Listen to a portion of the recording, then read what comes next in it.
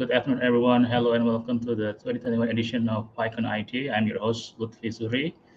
Berbeda dengan PyCon sebelumnya, kali ini banyak speaker menggunakan bahasa Indonesia. Pada kesempatan kali ini kita kedapatan seorang invited speaker, kebetulan juga kakak angkatan saya di SMA dulu, beliau bernama Ari Wahyu Wijayanto. Beliau akan membawakan Python for Government Institution Producing Better Official Statistics. Oke, kita sambut Mas Ari. Halo semuanya.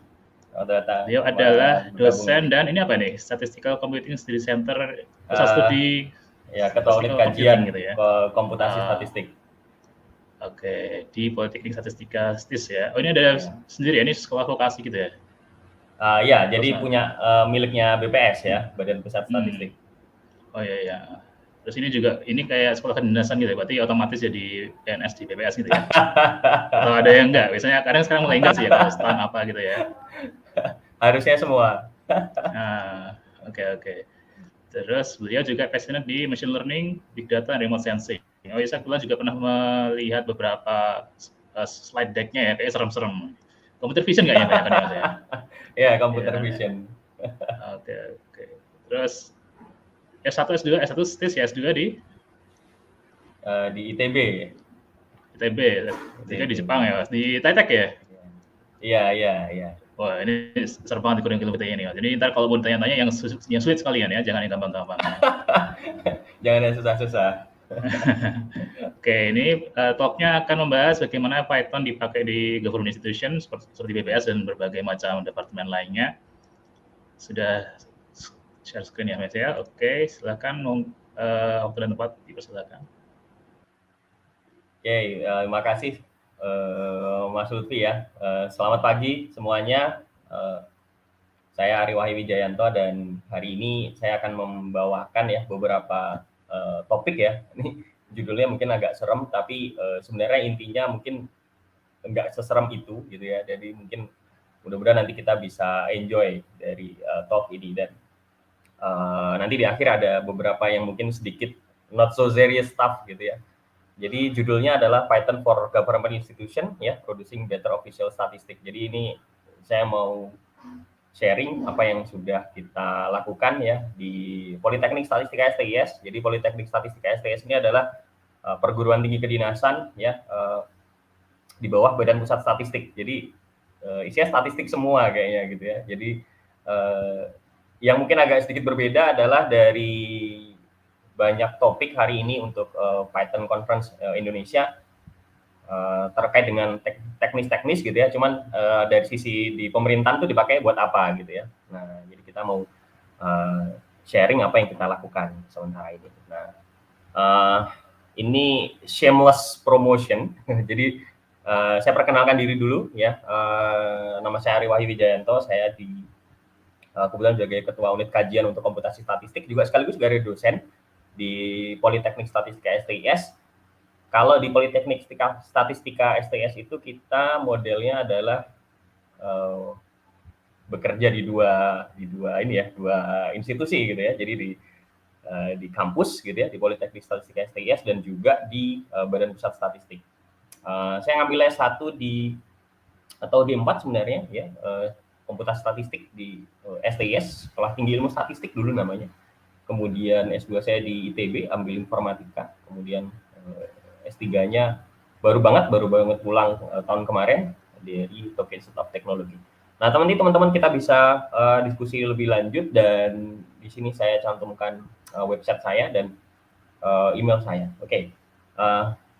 Kita go into serious stuff dulu gitu ya. Jadi ini hal yang mungkin saya mau berikan gambaran dulu gitu ya. Kalau teman-teman semuanya mendengar kata Badan Pusat Statistik gitu ya, atau statistik itu yang kebayang barangkali adalah kita mengadakan itu betul sekali ya. Cuman dengan tuntutan industri 4.0 gitu ya. Jadi kita di BPS di Badan Pusat Statistik itu sudah mendesain yang namanya Big Data Platform for Official Statistic. Jadi statistik untuk official yang dirilis resmi oleh pemerintah, kita menyebutnya sebagai official statistik. Nah, kalau selama ini kita tahu bahwa apa yang kita produce di official statistik itu selalu berasal dari data-data administratif, kemudian data-data sensus sama survei. Nah, dengan tuntutan industri 4.0 gitu ya, dan di masa sekarang ini kita sudah beralih ke apa sih alternatif data yang bisa kita peroleh gitu ya. Jadi dari big data, kemudian dari data spasial gitu ya. Yang ini mungkin nanti akan sedikit saya perkenalkan gitu ya, di mana kita menggunakan Python di institusi kita gitu ya. Jadi ini akan menjadi bahan yang akan mungkin kita discuss. Yang pertama adalah kalau tadi saya bercerita kita menggunakan big data untuk memperoleh sumber-sumber data yang baru pada saat kita merilis data yang resmi gitu ya. Kita mengkaji beberapa sumber-sumber dari big data yang bisa kita gunakan. Salah satunya adalah mobilitas penduduk. Nah, kalau mobilitas penduduk ini mungkin sesuatu yang interesting akhir-akhir ini ya, karena kaitannya di tahun kemarin dan mungkin sampai tahun ini kita masih ada di pandemi COVID-19 gitu ya. Di tahun depan maybe sudah menjadi endemi.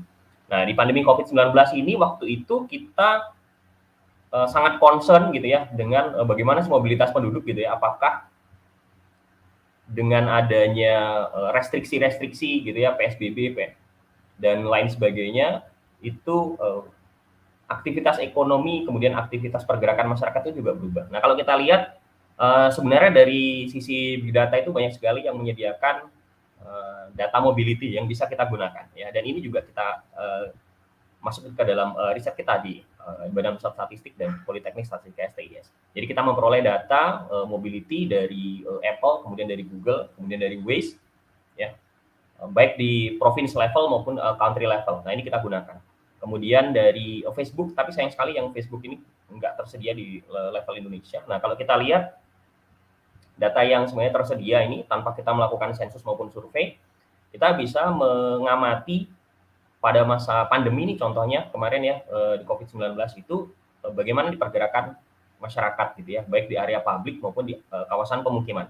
Ini kalau kita lihat pada awal-awal dulu ya, awal-awal pandemi mulai bulan Maret kemudian sampai bulan Juli gitu ya, memang pada masa PSBB itu mobilitas penduduk itu memang turun banget gitu ya, turun banget sampai hanya tinggal 52% dari yang biasanya ya. Itu dari sisi drivingnya atau orang berkendara menggunakan kendaraan mobil. Kalau dari pejalan kaki gitu ya sudah turun nih, kita hanya tinggal ada 62% dari yang normalnya. Pada saat dibuka waktu itu kita sempat membuka ya, dari pemerintah membuka awal untuk new normal. Nah, mobilitas penduduk itu mulai kembali ke normal gitu ya. Nah, ini kalau kita ikutin lagi nanti pada saat PPKM turun lagi. Artinya apa? Artinya hal ini di BPS di kita ini sangat menarik gitu ya, dan kita menggunakan data mobility ini untuk mengkaji bagaimana kita memperoleh sumber data alternatif selain dari sensus dan survei. Nah, nanti saya akan cerita gimana kita memperolehnya. Kemudian yang kedua adalah kalau di BPS kita memiliki kewajiban untuk merilis pertumbuhan ekonomi ini. Teman-teman mungkin tahu ya bahwa kita merilis berapa sih pertumbuhan ekonomi Indonesia gitu ya tahun ini, kemudian triwulan 1, triwulan 2 dan seterusnya. Nah, ada salah satu komponen penting yang kita peroleh selain dari sensus dan survei, yaitu laporan bursa saham gitu ya, bursa saham Indonesia atau IDX, Indonesia Stock Exchange. Nah, bagusnya sekali adalah laporan perusahaan tersebut memang selalu diupdate gitu ya, baik di sisi tahunan, kemudian triwulanan dan seterusnya. Nah, kita memanfaatkan Python ini untuk dan beberapa API dari IDX untuk memperoleh data secara direct ya, tentu saja secara legal dari IDX-nya sendiri gitu ya, dengan menggunakan API secara resmi. Nah, kita mengekstraksi informasi laporan keuangan tadi untuk perusahaan terdaftar di Bursa Efek Indonesia ya, sebagai pendukung penyusunan neraca baik nasional maupun regional, yang akhirnya kita bisa menampilkan ya sumber-sumber data yang lebih mudah, lebih cepat gitu ya, selain dari sensus dan survei gitu ya, sehingga ini kita peroleh dari Indonesia Stock Exchange. Apa yang kita gunakan Ya, kita gunakan tools, tentu saja beberapa tools dari Python. Kebetulan di WPS kita banyak tim yang memang fokus ke development dan juga ke pengembangan serta diseminasi datanya. Nah, di tools dari Python ada beberapa dan serta juga kita menggunakan beberapa library yang sudah umum nih di Python ya. Ini mungkin beberapa teman-teman sudah sangat familiar gitu ya dengan Scrapy, kemudian dengan Selenium gitu ya. Kita melakukan scraping data. Tentu saja ini karena kita di official statistik, jadi kita harus aware gitu ya. Data mana yang boleh kita ambil, data mana yang enggak gitu ya. Artinya data yang public, open untuk public, kita bisa ambil. Seperti misalnya tadi dari memang sudah disediakan API-nya, kita menggunakan API tersebut, kemudian kita processing.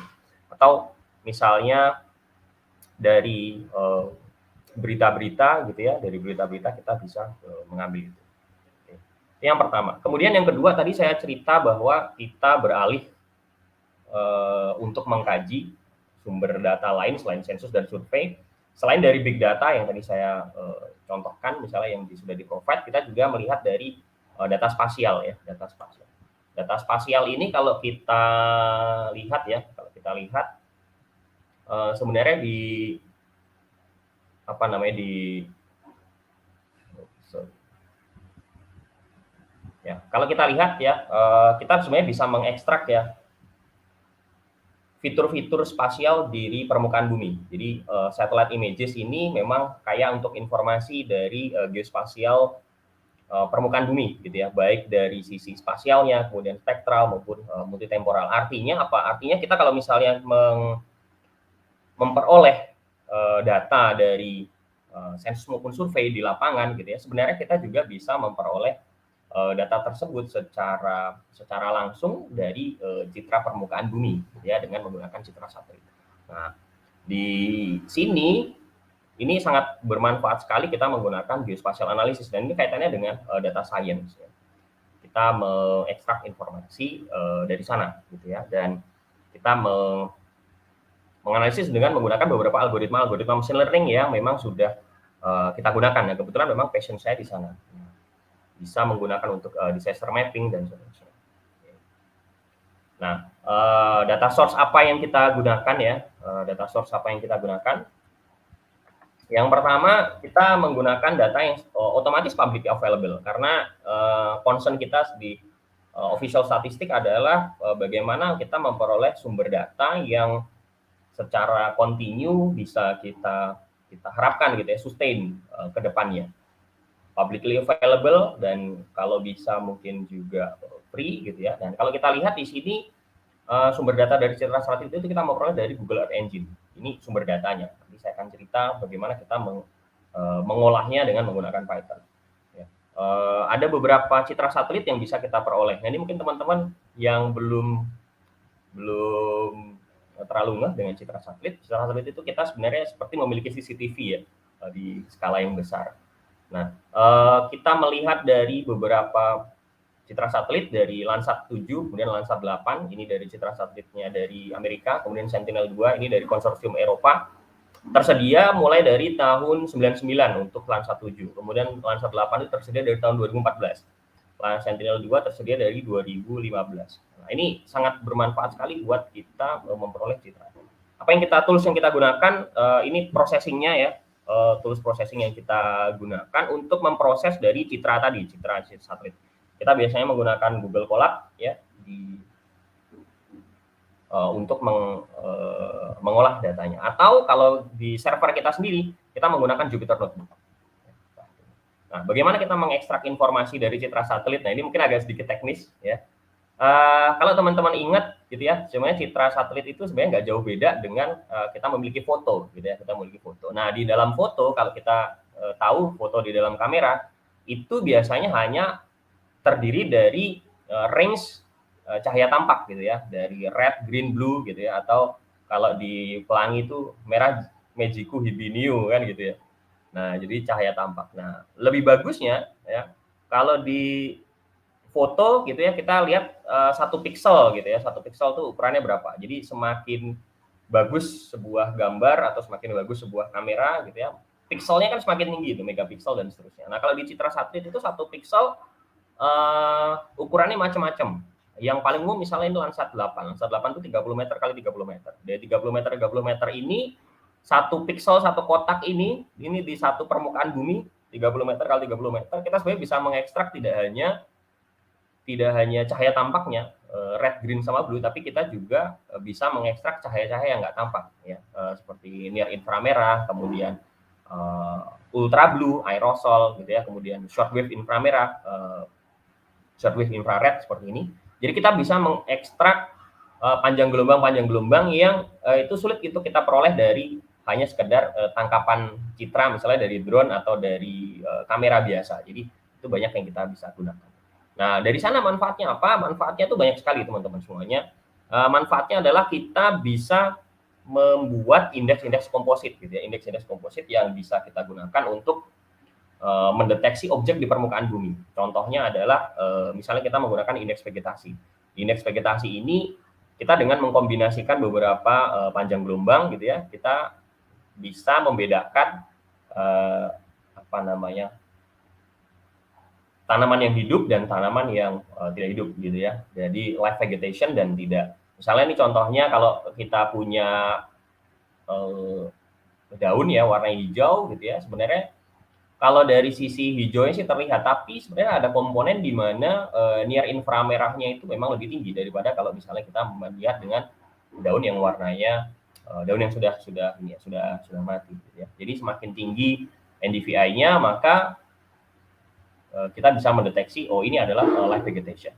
Nah, ini manfaatnya apa sih sebenarnya? Salah satunya adalah kita bisa menggunakan itu untuk object detection sekaligus juga tutupan lahan di permukaan bumi yang biasanya kita harus datang ke lapangan gitu ya, datang ke lapangan untuk mengecek apa sih objek-objek yang ada di permukaan bumi gitu ya, karena kita harus mengumpulkan itu data dari lapangan. Nah, dari tangkapan citra satelit, let's say kita memiliki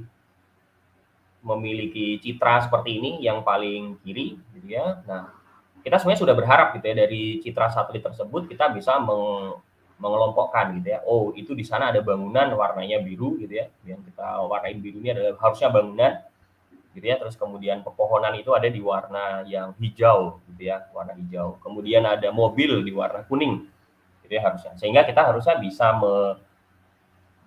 mendata gitu ya, berapa sih bangunan yang ada di suatu wilayah, kemudian berapa sih vegetasi yang ada di suatu wilayah gitu ya, dan seterusnya. Nah, ini kita bisa menggunakan ini untuk mendevelop ya model-model machine learning yang bisa kemudian mengaktifkan dan mengklasifikasikan objek-objek tersebut dengan akurasi yang tinggi. Yang akhirnya kita tidak perlu lagi datang ke lapangan ya, tidak perlu lagi datang ke lapangan, tapi bisa secara dengan menggunakan citra satelit tadi secara otomatis kita memperoleh sumber data tambahan selain data harus datang ke lapangan. Kenapa? Karena di masa pandemi seperti ini menuntut kita ya, menuntut kita untuk kreatif. Bagaimana kita memperoleh data dari lapangan tanpa harus terjun ke lapangan gitu ya. Nah, nanti manfaatnya apa nanti saya ceritakan lebih lanjut.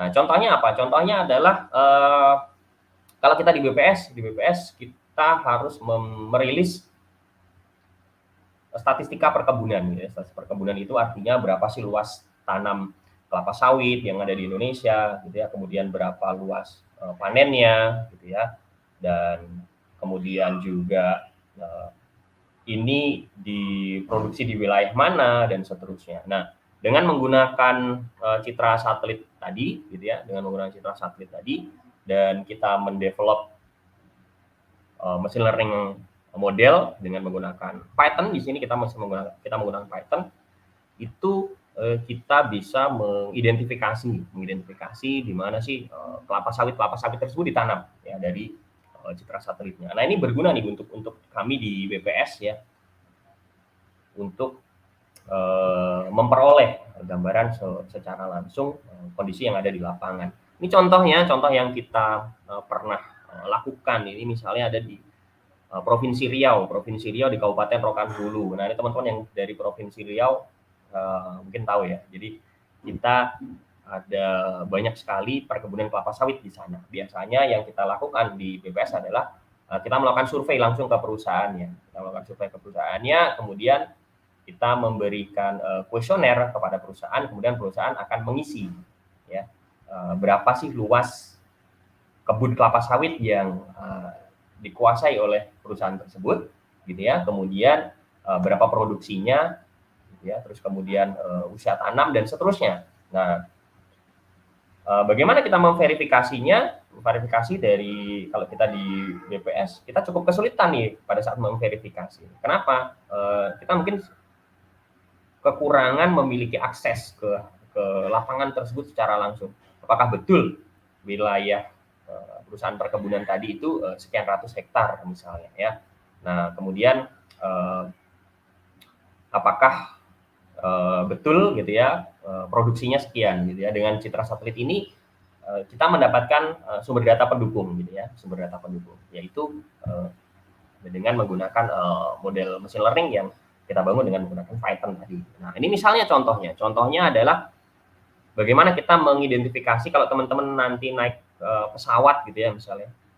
Kalau citra satelit itu kan as simple as kita melihat dari atas permukaan bumi gitu ya. Dari atas permukaan bumi kalau kita naik pesawat gitu ya, kita ngelihatnya cuma hijaunya doang gitu ya. Kita ngelihatnya cuma hijaunya doang gitu, kita susah nih membedakan mana sih yang pohon gitu ya, mana yang mungkin rumput dan seterusnya. Nah, gimana nih kita bisa membedakan itu, ya kan?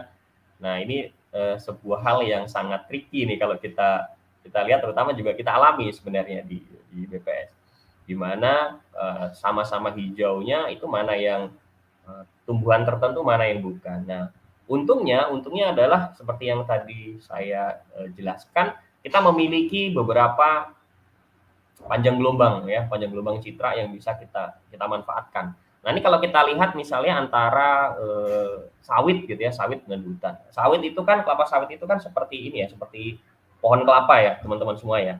Kalau di pohon kelapa itu kalau dari atas kan bentuknya khas ya, bentuknya khas dari atas, berbentuk bulat.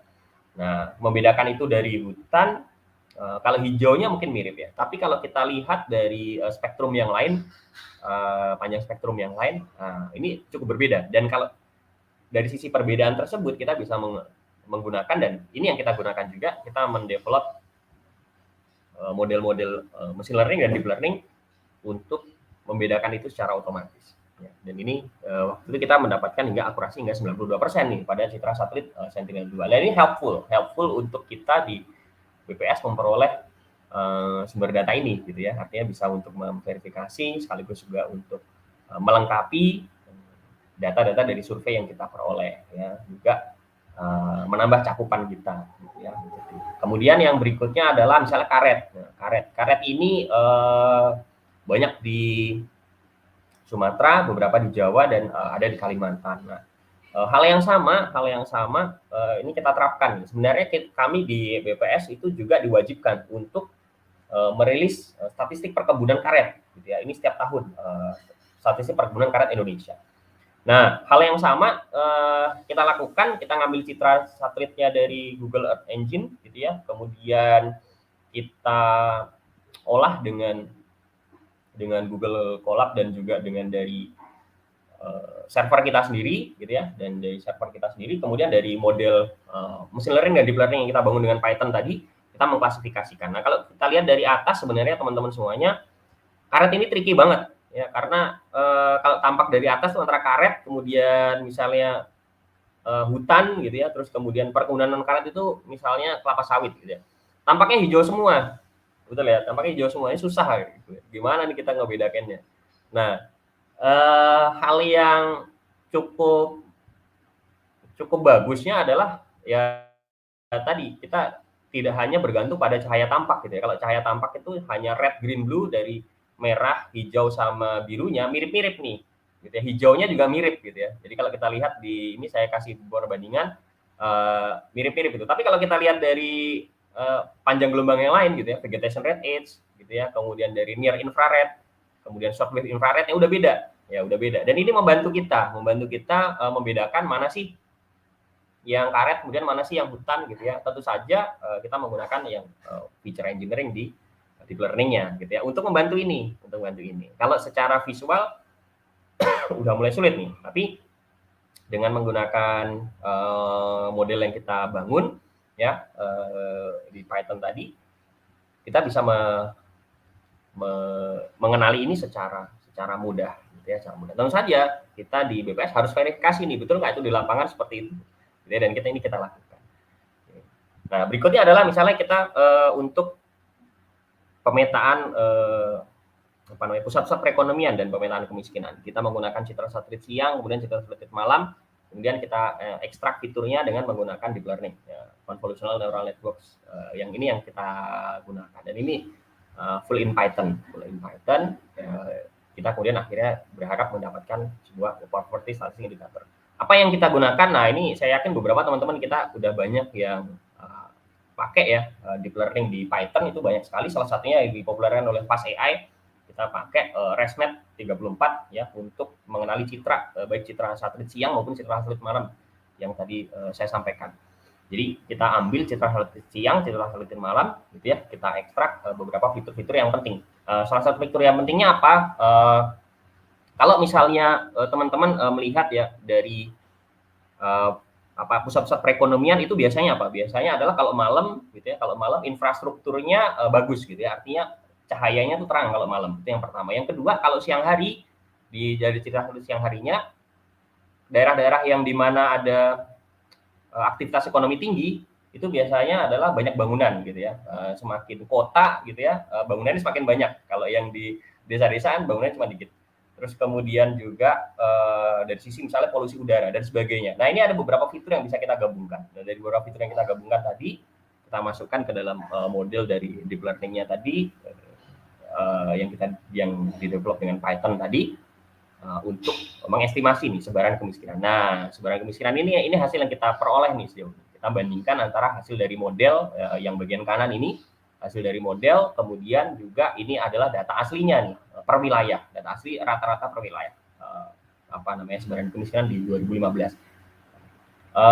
Belum perfect, ini masih ongoing ya, tapi seems promising gitu ya. Jadi kayaknya menjanjikan untuk kita gunakan at least sebagai tambahan informasi untuk mendukung apa yang kita peroleh dari survei dan sensus nih kalau kita di BPS.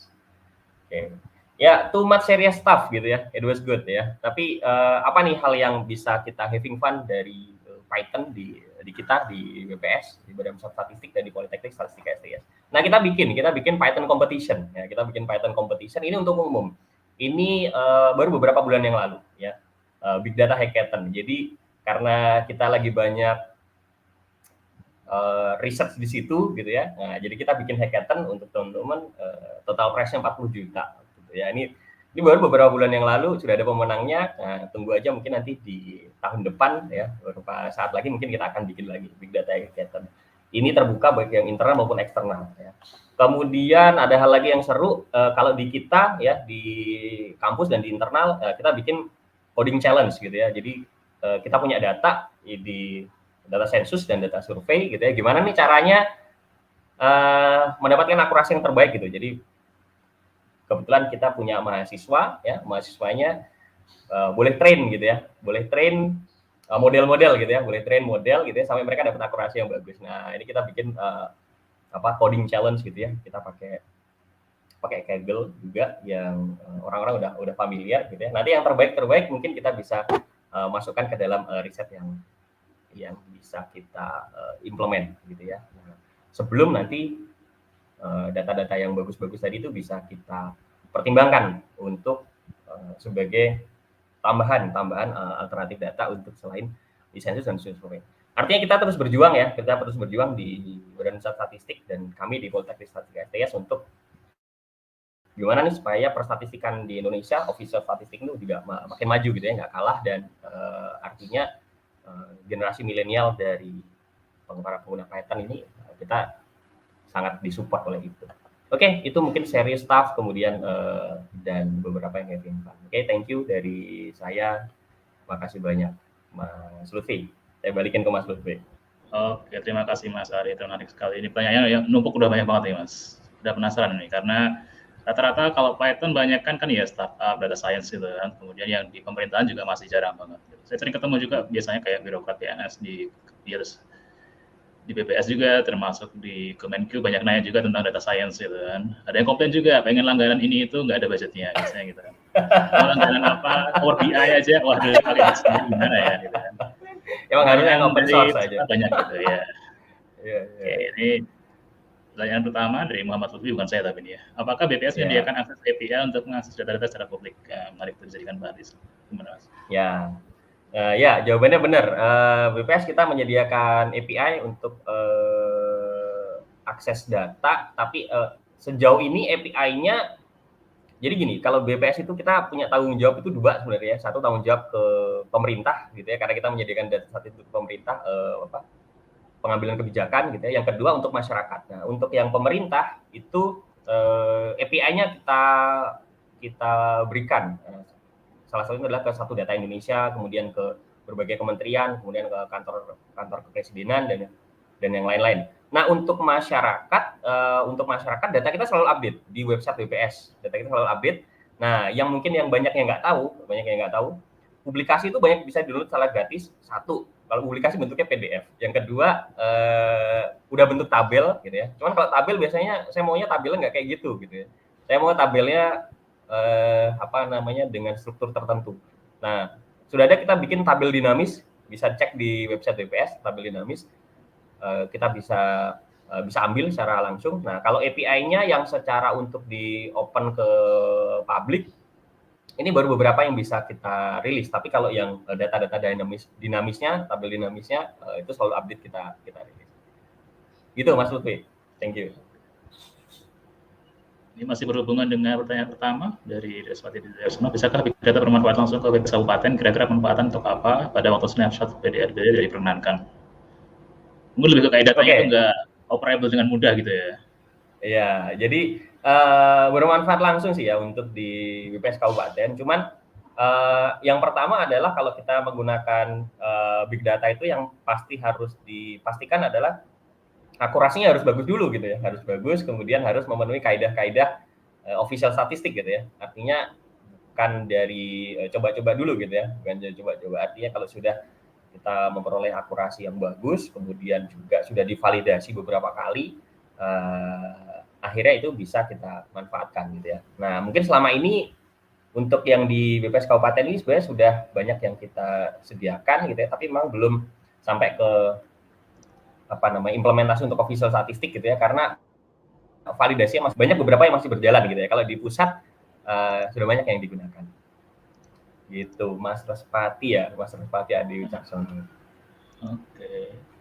Selanjutnya dari Mas Rio 55 dan kondisi daerah di Indonesia sepertinya tidak semua mengerti tentang big data dan segala jargonnya. Bagaimana BPS bisa memvalidasi data yang dari bottom level? Oke, nah ini menarik nih. Kalau nggak mengerti semua tentang big data dan segala jargonnya. Nah ini menarik nih, ini memang tantangan buat kita. Nah makanya kita sekarang banyak gencarkan di sosial media dan juga kita bikin komik big data, ya, komik big data. Targetnya ke yang muda-muda nih. Kalau yang sudah tua biasanya cukup dengan publikasi gitu ya. Kalau yang muda-muda kita arahnya ke komik ya, kemudian ke sosial media. Kita punya Instagram, kemudian juga punya YouTube. Kemudian kita ngevalidasi data dari bottom level. Nah, untungnya kan kita kalau di Badan Pusat Statistik kan kita memiliki jejaring sampai di BPS provinsi, BPS kabupaten, kota, kemudian juga memiliki koordinator statistik kecamatan. Nah, itu yang kita gunakan untuk validasi. Jadi misalnya tadi beberapa dari Citra Satelit kita lakukan ground check di lapangan. Kemudian dari big datanya juga kita lakukan ke lapangan juga. Artinya validasi itu tetap wajib ya, wajib dilakukan sampai dia menjadi kita percaya sebagai official statistik. Gitu.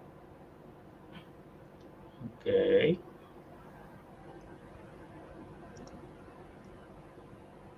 Pertanyaan selanjutnya ini dari Rahmah Nuriski, akankah BPS menyediakan data full ground setelah analisis dashboard per kategori yang menggambarkan IPM? Karena untuk Suryo sendiri masih terlalu tersebar.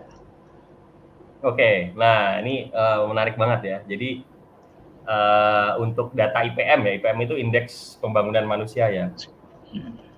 Indeks Pembangunan Manusia, untuk full ground-nya kita sudah menyediakan tabel dinamis ya, tabel dinamis bisa melihat dari indeks pembangunan manusia per kabupaten gitu ya, per tahun gitu ya, kita milih kabupatennya, kita pilih sendiri, kemudian tahunnya juga kita pilih sendiri, itu bisa. Kemudian komponen-komponen IPM-nya apa yang mau ditampilkan, ada angka harapan hidup, kemudian angka angka melek huruf gitu ya, dan seterusnya. Jadi kita bisa kombinasi. Ini udah kita sediakan sebenarnya.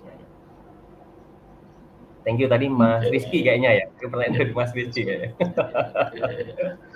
Mas Rizky ya. Oke, selanjutnya dari Muhammad Lutfi. Ini panjang banget pertanyaan. Jadi saya bikin tiker ya. Melihat desain infrastruktur data BPS sebelumnya, saya jadi penasaran cara BPS mengelola data official tersebut. Apabila disediakan secara publik memang baik, tapi juga mengelola proses tersebut menurut hemat saya tidak akan mudah, tidak akan murah. Apakah BPS ada budgetnya?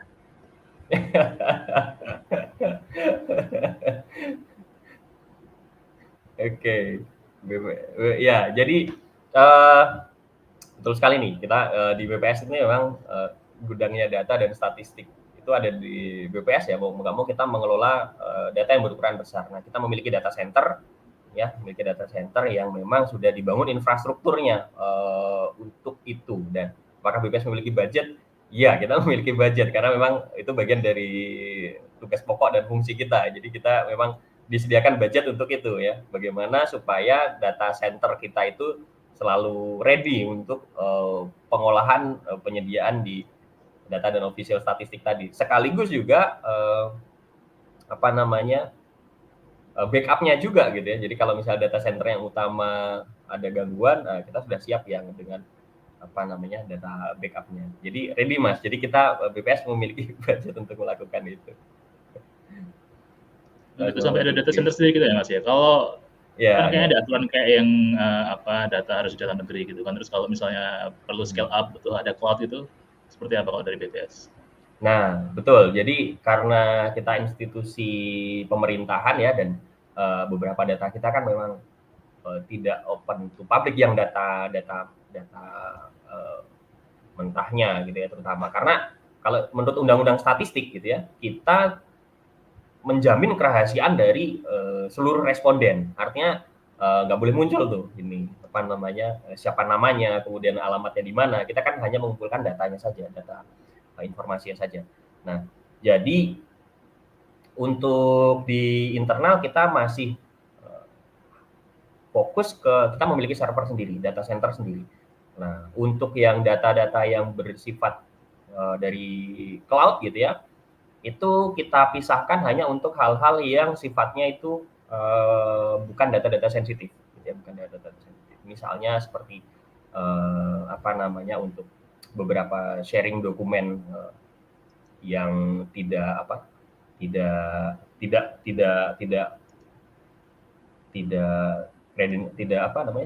konfidensial gitu ya, itu kita bisa share gitu ke masyarakat.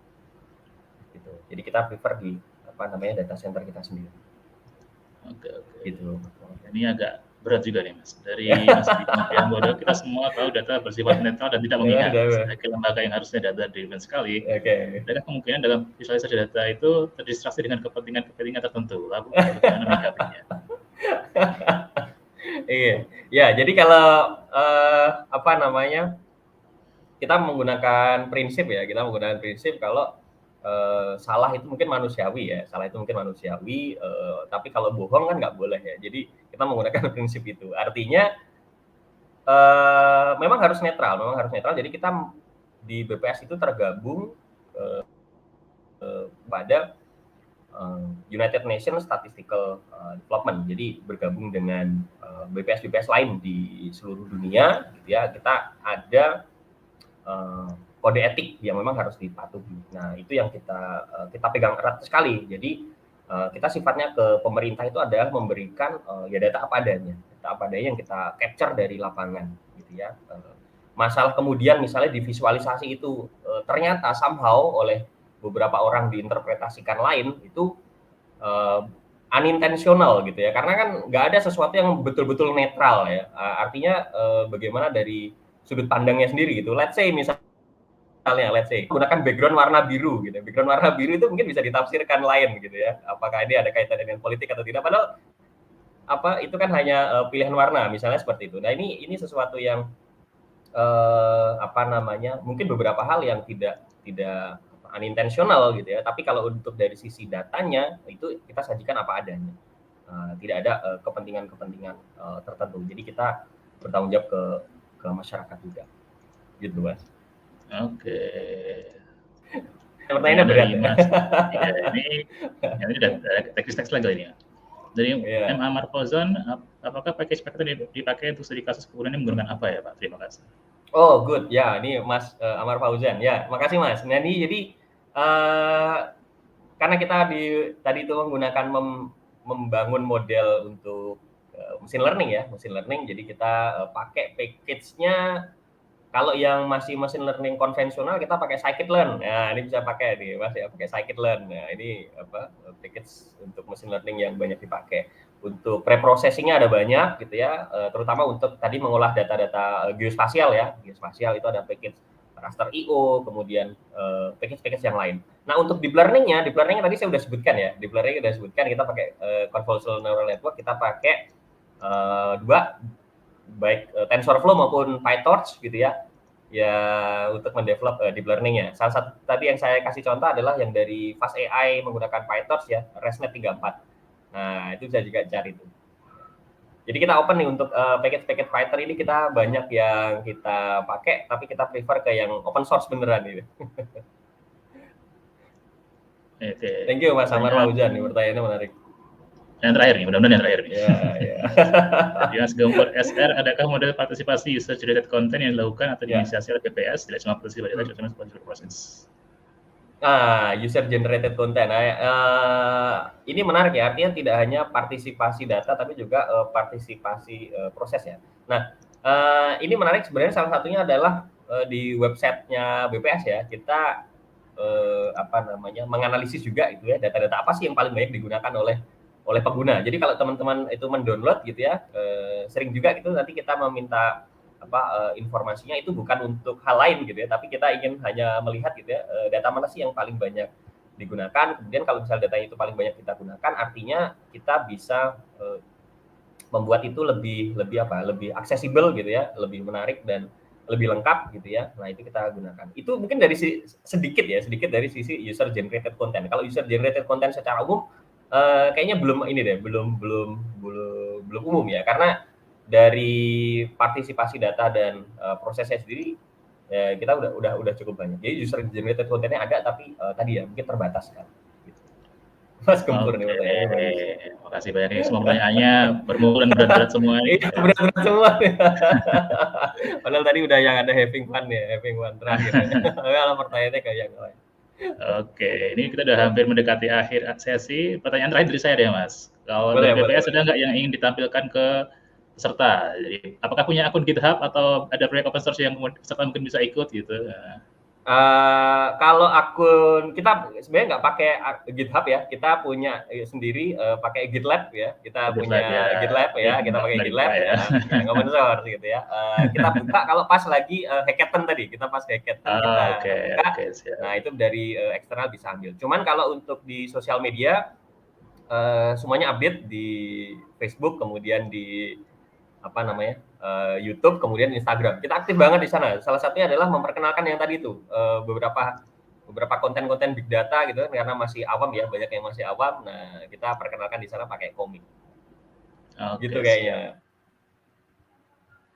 Oke, sama Mas Ari Wahyu ada di launch dan ada sesi menarik lainnya. Setelah ini masih ada yang geospasial juga dari IASRI sama dari Shopee ya. Jadi terima kasih banyak Mas Ari Wahyu, ketemu lagi nanti di sesi selanjutnya. Oke, makasih banyak Mas Lufi. Thank you semuanya. Assalamualaikum warahmatullahi wabarakatuh. Salam.